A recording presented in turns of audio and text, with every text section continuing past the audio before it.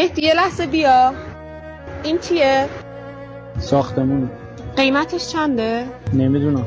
میتونی یه واحدشو برام بخری؟ میتونی یه واحدشو برام اجاره کنی؟ چند سالته تو؟ 27. کل این ملک مال یه جوون 25 ساله است. الان داری تحقیرم میکنی؟ آوردم که چش و چالتو باز کنی. تو چیت از این پسر کمتره؟ یکم دزدی یکم رابطه. مگه هر کی پول داره دزدی کرده؟ من نمیدونم، شاید باباش پول داره، شاید بهش ارث رسیده. باباش کارگره، من کامل خب میشناسمشون. از کجا آورده؟ به من و تو چه ربطی داره که از کجا آورده؟ ببین مهدی، این پسر خواستگارمه. پس اون همه عشق و علاقه چی شد؟ اون همه دوست داشتن چی میشه؟ ببین اگه دوستم داری ازت خواهش میکنم ولم کن. بذار برم دنبال خوشبختی، من با تو خوشبخت نمیشم.